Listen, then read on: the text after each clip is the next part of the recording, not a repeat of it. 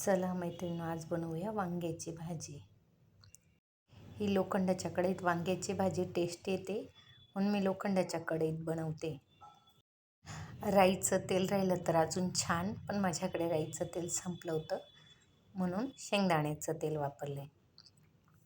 हे लांब वांगे आहेत. आपण मराठी लोक कमी खातो, हे भैया लोक खूप खातात. UP बिहारवाले हे वांगे खूप खातात, म्हणून मी पण ट्राय केली. भाजी पण खूप टेस्टी होते, म्हणून म्हणते तुम्ही हे ट्राय करून बघा. आता मी कढीपत्ता जिरं टाकले, तेलामध्ये फोडणी घातली आहे. आता लसूणची पेस्ट टाकली भरपूर अशी, ती पण व्यवस्थित आपण तेलात फ्राय करून घ्यायचं. आणि बारीक चिरलेला कांदा टाकलाय.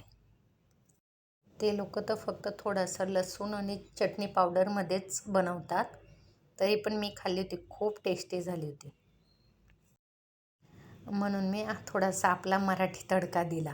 म्हणून कांदा टमाटा, आपला कांदा टमाटा व्यवस्थित तेलात शेकून झाला आहे. 1 चम्मच हळद टाकली, 2 चम्मच लाल मिरची पावडर टाकली आणि 1 चम्मच गरम मसाला टाकला आहे. तुम्ही लाल मिरची पावडर कमी जास्त तुमच्या पद्धतीने टाकू शकतात. चवीपुरता मीठ टाकलं आहे. जे कुणाला तिखट जास्त होतं कमी होतं, म्हणून तुम्ही तुमच्या पद्धतीने कमी जास्त तिखट ॲड करायचं आहे. आता हे आपले कांदे टमाटे व्यवस्थित मसाल्यामध्ये शेकून घेतले आहेत. आता आपले कांदे टमाटे व्यवस्थित शेकलेत. ते जे वांगे आहेत ते मी स्वच्छ धुवून छोटे छोटे तुकडे केले होते.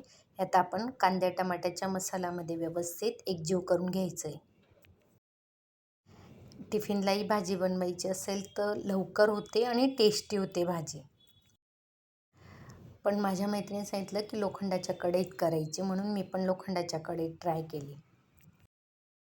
खूप कमी वेळात ही भाजी शिजते. आता भाजी एकजीव करून दिली. आता आपण झाकण ठेवून घेऊ. झाकण ठेवून वाफेवर आपण शिजवायचे, पाणी वगैरे काही ॲड करायचं नाही. तर मी झाकण काढले. आता आपण व्यवस्थित चाळून घ्यायची तिला. ऑलमोस्ट शिजायला आली आहे, तरी एक वाफ घ्यायची आपण भाजीला थोडीशी. परत मी झाकण ठेवते. भाजीचा गॅस मी बंद करून दिला आहे. जी वाफ आहे त्या वाफेवरच आपले वांगे शिजून होतील. मी झाकण काढलं आहे. आपले वांग्याची भाजी शिजली.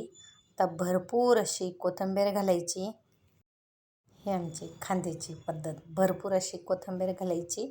कोथिंबीरला एकजीव करायचा भाजीमध्ये.